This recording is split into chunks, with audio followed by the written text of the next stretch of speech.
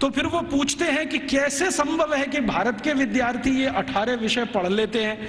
तो वो बताता है कि भारत के विद्यार्थियों को गुरुकुल में जब प्रवेश मिलता है तो वो सामान्य रूप से 5 वर्ष के होते हैं, और जब वो गुरुकुल से पढ़कर निकलते हैं तो उनकी उम्र 21 और 22 वर्ष की होती है। लगभग उनको इतना समय मिलता है 15 साल का, जितने में वो सब पढ़ लेते हैं। तो फिर उनको पूछा गया कि ये विषय कैसे पढ़ाए जाते हैं, रोज पढ़ाए जाते हैं? तो उसने कहा नहीं नहीं, रोज नहीं पढ़ाए जाते, एक एक करके पढ़ाए जाते हैं। एक एक करके पढ़ाए जाते हैं माने एक विषय लिया और उसको पूरे 1 साल पढ़ाया, या 8 महीने पढ़ाया, या 9 महीने पढ़ाया। जब वो पूरा हो गया तब उसको छोड़ा, फिर दूसरा विषय लिया, फिर तीसरा विषय लिया। ऐसे करके 15-16 साल में सब विषय पढ़ाए जाते हैं।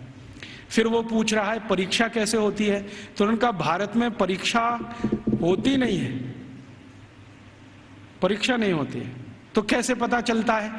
वो पूछ रहे हैं बहुत सारे एमपीज के इवैल्यूएशन का तरीका क्या है। तो उन्होंने कहा कि यहाँ के जो आचार्य और शिक्षक होते हैं वो विद्यार्थियों को जब एक विषय पूरा पढ़ा देते हैं तो उसी के आधार पर उनके कौशल को जानने के लिए, हुनर को परखने के लिए कुछ काम उनको दे दिए जाते हैं। वो काम कितनी कुशलता से करते हैं इसके आधार पर तय होता है। ये नहीं है कि क्लासरूम में बैठकर 3 घंटे का कोई क्वेश्चन पेपर सॉल्व कर रहे हैं, क्लासरूम में रट लिया है और आंसर शीट पर वॉमिटिंग कर रहे हैं। ऐसा नहीं है भारत में।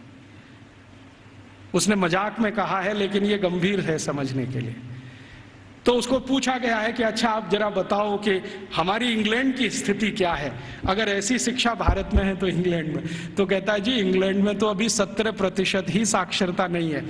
और वो कह रहा है कि जब भारत में 7,32,000 गुरुकुल हैं तो पूरे इंग्लैंड में कुल मिलाकर 240 भी स्कूल नहीं है, और जो स्कूल हैं उनमें गणित पढ़ाना तो किसी को नहीं आता है। वो एक ही विषय पढ़ाते हैं और वो है बाइबल, और कुछ पढ़ाने को इनको नहीं है।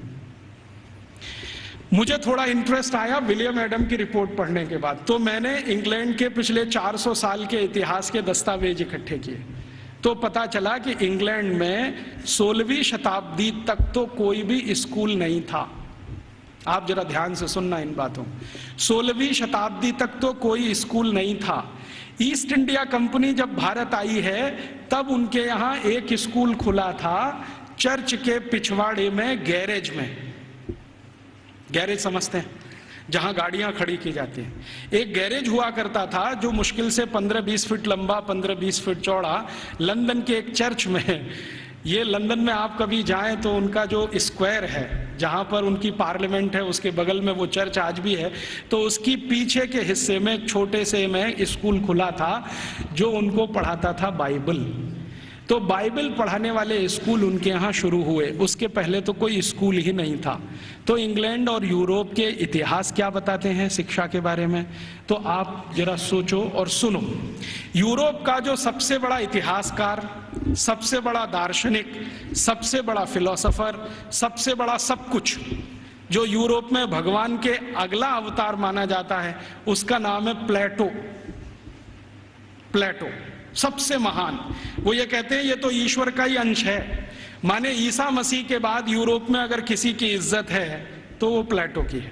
प्लेटो के बारे में यूरोप के सारे अर्थशास्त्री, सारे के सारे दूसरे शास्त्री, चाहे वो फिजिक्स वाले हों, केमिस्ट्री के हों, बॉटनी के हों, जूलॉजी के हों, इंजीनियरिंग के हों, मेडिकल के, सब मानते हैं the whole of the European civilisation is a footnote of Plato. मतलब यूरोप की पूरी सभ्यता जो है ना, प्लेटो के फुट नोट जैसी है। माने प्लेटो ने जितना कुछ लिख दिया है वो किसी पुस्तक के फुट नोट में अगर है तो उतनी ही पूरी यूरोप की सभ्यता है। मतलब यूरोप की सभ्यता का जनक प्लेटो ही है। प्लेटो ने अपनी जिंदगी में कई महत्वपूर्ण पुस्तकें लिखी हैं, उनमें से 2 का जिक्र करता हूं। एक पुस्तक उसकी जो दुनिया में सबसे ज्यादा चर्चित हुई है, द रिपब्लिक, गणतंत्र, और दूसरी पुस्तक जो बहुत चर्चित है पूरी दुनिया में, लॉज, LAWS, लॉज। ये 2 किताबें प्लेटो की सारी दुनिया में सबसे ज्यादा पढ़ाई जाती हैं, बहुत चर्चा होती है। द रिपब्लिक में प्लेटो लिखता है कि शिक्षा की जरूरत सभी को नहीं होती। शिक्षा की जरूरत सभी को नहीं होती। समाज का जो प्रभु वर्ग है, प्रभु वर्ग से मतलब सरकार चलाने वाला वर्ग, राजा और राजा के नजदीक, इन्हीं को शिक्षित होना चाहिए, बाकी को शिक्षित होने की जरूरत ही नहीं होती। क्यों? तो वो कहता है कि राजा और राजा के नजदीक का जो वर्ग है उसको आदेश देना है, बाकी को तो सब उस आदेश का पालन करना है। तो जो आदेश के पालन करता है उनको शिक्षित होने की क्या जरूरत है? शिक्षा की जरूरत तो सिर्फ राजा को है और राजा के नजदीकी लोगों को है। ये जो प्लेटो ने कहा, प्लेटो के बाद जो दूसरा उसका ग्रेट ग्रेट ग्रेट फिलोसोफर या उसका great great student Aristotle, Aristotle कहता है कि मेरा जो गुरु बोल गया है उसी पर मैं सहमत हूं। शिक्षा की जरूरत सभी को नहीं होती। समाज का जो प्रभु वर्ग है, माने जो संचालन करता है राज्य का, उसके राजा, मंत्री, मंत्रियों के नजदीकी अधिकारी, बस इनको पढ़ाई होनी चाहिए, बाकी किसी को नहीं। अरिस्टोटल के बाद जितने भी फिलोसोफर आए हैं और लेटेस्ट रूसो, देकार्ते, लेविनिज, ये सब अपनी अपनी किताबों में लिख रहे हैं शिक्षा की जरूरत किसी को नहीं होती। अगर जरूरत है तो थोड़ा राजा को है। माने यूरोप में प्लेटो के समय से चली हुई विचारधारा आज 18वीं शताब्दी के सभी दार्शनिकों तक सतत चली आई है। शिक्षा सबके लिए नहीं है, सिर्फ राजा के लिए और प्रजा के लिए। प्रजा को जरूरत नहीं है शिक्षा की, राजा के नजदीकी लोगों को जरूरत है। तो फिर ये शिक्षा कैसे पूर्ति की जाए?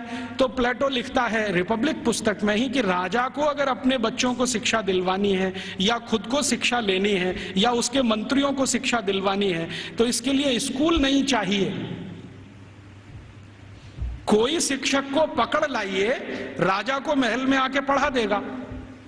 कोई शिक्षक को पकड़ लाइए, राजा के बच्चों को उसके घर में पढ़ा देगा। कोई शिक्षक को पकड़ लाइए, मंत्रियों को वहां पढ़ा देगा। स्कूल की क्या जरूरत है? तो फिर प्लेटो को कई बार पूछे जाने वाले प्रश्नों में से एक है कि स्कूल क्यों नहीं चाहिए? तो कहता है ये फालतू का खर्चा।